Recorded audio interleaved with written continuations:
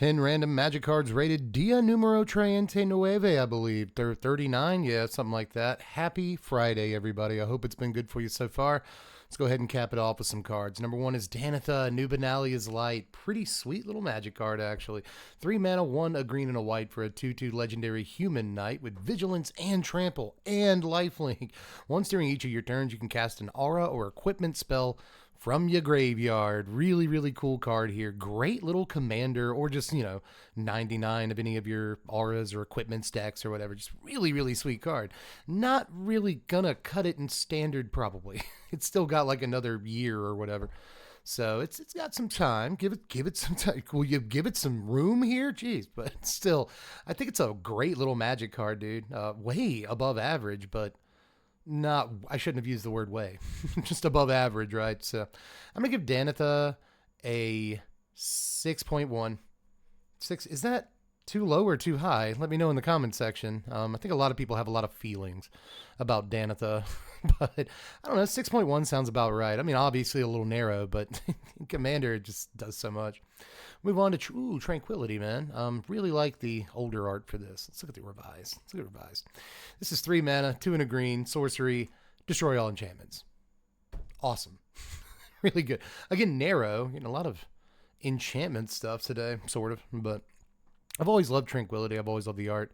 I'm a sucker for some Douglas Schuler, I guess. Just like everything he ever did, man. I'm going to give Tranquility a 6.5. Destroy all enchantments. All of them.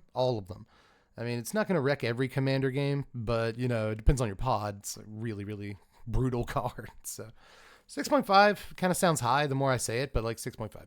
Moving on is Screeching Buzzard. Only ever printed in Onslaught and Battle Bond. This is 4 mana, 3 and a black for a 2/2 Boyd with flying.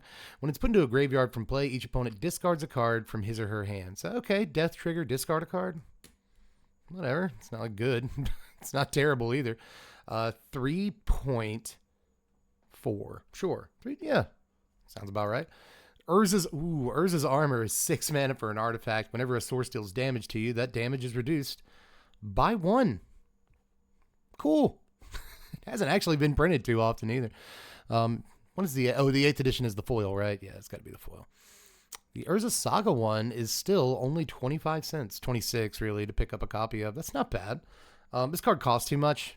Just let me go ahead and say, because I think a lot of people will take my reaction as like, man, Dev really, really likes this card. And I do, but I'm not trying to say that it's amazing or anything. But obviously, like Pillow Fort, Turbo Fog, decks that I've been bringing up an awful lot lately for whatever reason. I think that there's a desire inside of me to make it, but this might actually like take a slot in the deck. If you can get it out, it's pretty annoying, and then you copy it a bunch of times somehow. That's my new goal. We're going to do it. I would write down to buy a copy of this, but I already have a copy of this. It's fine. Oh, man, enchantments today. Mesa Enchantress. Where's that secret lair? Yeah, it's my favorite one. Mesa Enchantress is 3 mana, 1 and 2 white for a 0/2 human druid. Whenever you cast an enchantment spell, you may draw a card. Awesome. One of my first favorite magic cards was Enduring Enchantress. From, at the time, revised edition when I first started playing. And it's basically this card in green. Like the exact same card, but it's green. And they're both so pretty, but still, I'd say Enduring Enchantress is part of multiple awakenings for me, but Mesa Enchantress is basically the white version of that, and that's awesome because there's also a lot of really good enchantments in white, and if you're playing green-white enchantments, suddenly you get 2 versions of the same effect, not to mention the other 3 Enchantress cards that all do this, right? Enchantress's Presence and Argothian Enchantress and on and on and on. So if you can afford it, Argothian Enchantress, that can be tough. But yeah, Mesa Enchantress gets a big score from me. Again, I have to say, third time in the video, take a drink. It's a little bit narrow. It's just Enchantress focused, but who cares? I'm going to give this card a 7.3. Integral. No, that's too much. No, it's not. I'm going to give this card a 7.249. You do the math. And then we'll move on from there. I really think this card is iconic, good, and that's for a reason. It goes in literally everything that plays white and wants to play enchantments. Moving on is Sift. My old buddy Ryan actually played a blue-black control deck with Sift in it. It was actually a pretty good card. It's 4 mana, 3 and a blue for a sorcery. Draw 3 cards and choose and discard a card. You see, if you are going to reanimate a large creature anyway, then this is basically just draw 3 cards. It's not that big of a deal, you know what I mean? You have a way of playing out of your graveyard. At sorcery speed, this is no longer anywhere near worth playing, and I'm not sure that it ever truly was, but there's weren't a whole lot of cards back then besides like Ancestral Recall, and we didn't have those, right? That just said like draw 3 for your control deck. It's actually pretty powerful. So yeah, Sift, I'm going to give a 3.941. Yeah, 3.941 for Sift. Not a good card draw spell, but definitely sets things up and could be worse. Could definitely be worse. Moving on, I'm coming, Ziggy, I promise, bud. Is Elite Archers. This is from Urza's Saga event originally. What is this card? I should know this. This is 6 mana, 5 and a white for a 3/3 soldier. It's a human soldier archer, actually. You can tap it and it deals 3 damage to an attacking or blocking creature. I don't remember this card at all. Like, at all. Weirdly.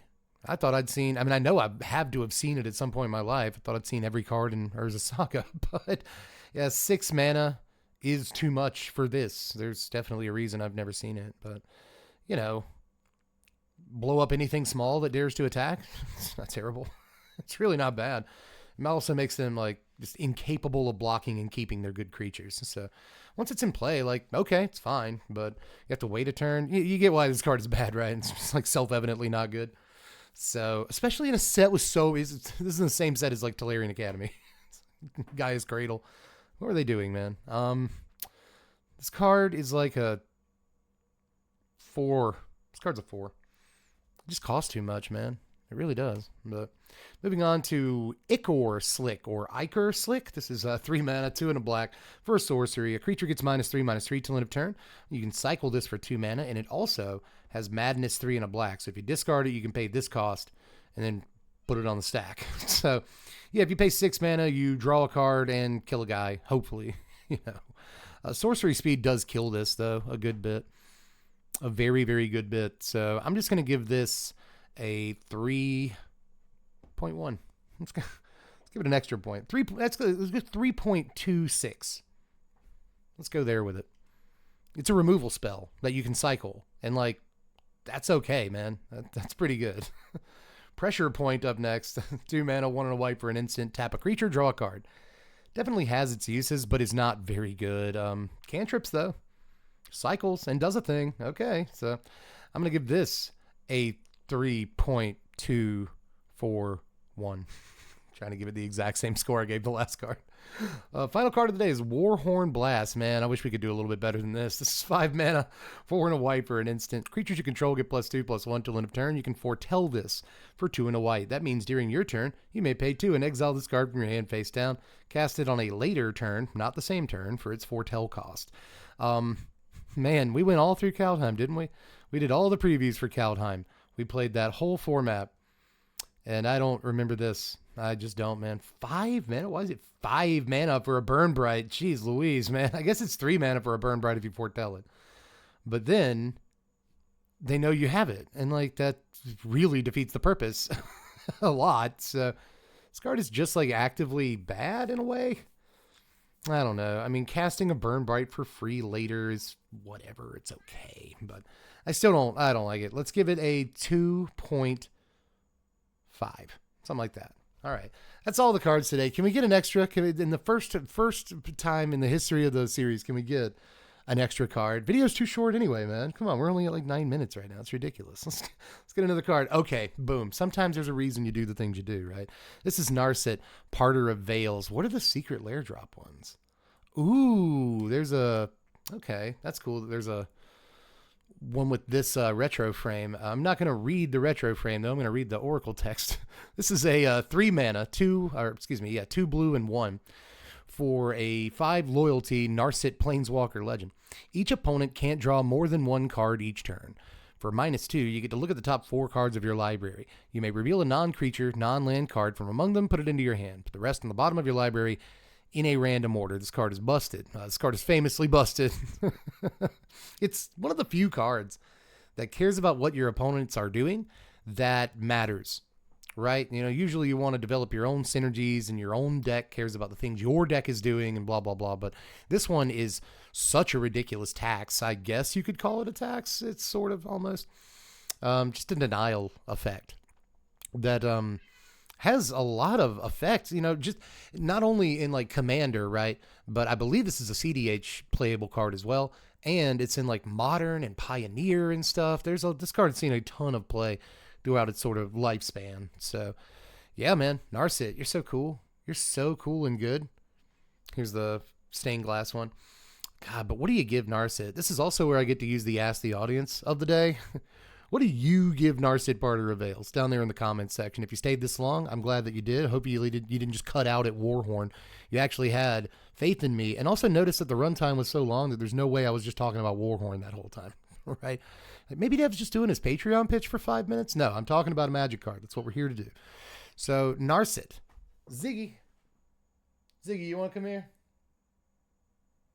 He doesn't. He wants out. So let me just kind of wrap up on Narset. Narset is crazy. It was really, really playable in Standard the whole time she was in Standard, and has moved on to become a playable card in multiple competitive 60 card 1v1s and all that. Just really, really nasty. And her -2 is good too. You get to do it a couple of times theoretically, and then you can like proliferate more counters onto her if you're being nasty. But yeah, you basically get a sort of pseudo impulse effect, which is nuts too, because you can get like removal spells or sweepers or other cards to protect her, and just card draw effects so you can out card draw your opponent because they're only drawing once per turn. So just absolutely filthy Magic card, dude, that a lot of people hate.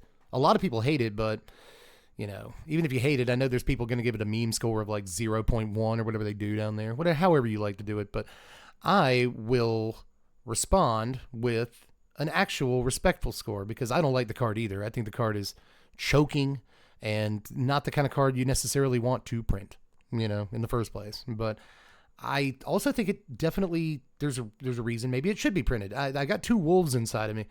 So I'm going to give this card an 8. I'm going to give Narset an 8.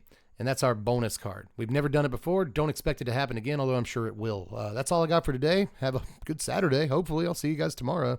Bye. I got to turn off the thing. I got to hit record on the thing. Bye.